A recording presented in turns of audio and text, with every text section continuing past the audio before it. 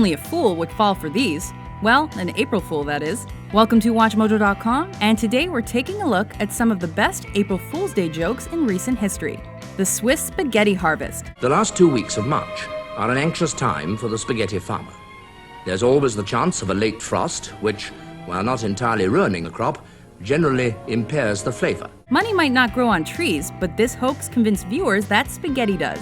In what was probably the first April Fool's prank on TV, a BBC News segment described the harvest of Swiss spaghetti crops. The British public was still relatively unfamiliar with pasta, and that's what gave this joke its spice. Another reason why this may be a bumper year lies in the virtual disappearance of the spaghetti weevil, the tiny creature whose depredations have caused much concern in the past. Instant color TV in Sweden. A good chunk of the Swedish population almost literally had the wool pulled over their eyes with this prank. In the early days of television, Sweden's national network told viewers that with a few common household items like nylon stockings, they could make their black and white TVs play in color. But spectators had the blues when the network was caught red-handed, and other broadcasters were green with envy that they hadn't thought of this color-coded con themselves. Sans Serif Island. Oh, British humor. The Guardian newspaper published an in-depth 7-page spread on an imaginary semicolon-shaped, constantly moving island and used words related to typography to describe this vacationer's paradise. They even got advertisers in on the joke, making the public feel like a bunch of wingdings. Copper bra wires interfering with radio and television. Leave it to the tabloids to think of a joke like this. British Daily Mail readers were shocked when the paper revealed that the copper wiring in certain bras released static electricity that interfered with radio and TV signals. This in turn made much of the population look like a bunch of boobs. Baseball pitcher Sid Finch. Sports Illustrated took a swing at practical jokes when they introduced eccentric rookie baseball player Hayden Sid Finch. This Harvard dropout apparently studied yogic principles in Tibet and was debating between a sports career and one playing the French horn. His most extraordinary talent was his 168-mile-per-hour fastball. This was one prank that covered all the bases and proved to be a home run. Nixon runs for president again.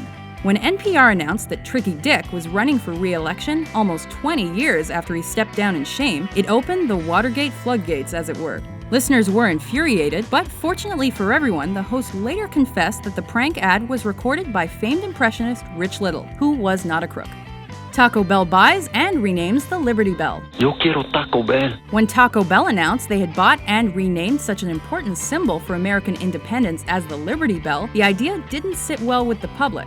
Though Taco Bell was used to not sitting well with the public, they quickly declared the Taco Liberty Bell a prank. Ay, ay, ay. Yo quiero a sense of humor. Burger King's left-handed Whopper. Lefties everywhere rejoiced when Burger King advertised their left-handed Whopper on April 1st, 1998. What made it ideal for Southpaws was that all its signature condiments were rotated 180 degrees. The American public flipped for the idea and ordered right and left-handed burgers the rest of the day. That's one Whopper of a joke.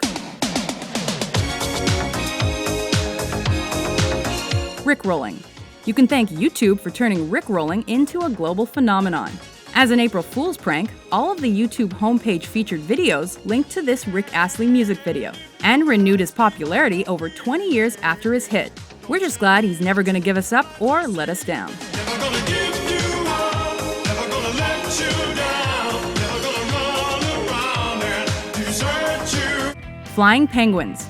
The BBC had already broken the ice with the public in terms of pranks, but this incredible video offered a bird's-eye view of flying penguins that had been discovered near Antarctica. Hosted by Monty Python alum Terry Jones, the video also explained that these birds migrated to South America during the winter. The video succeeded online with flying colors. With so many great April Fool's Day pranks, we've certainly missed a few. Which was your favorite?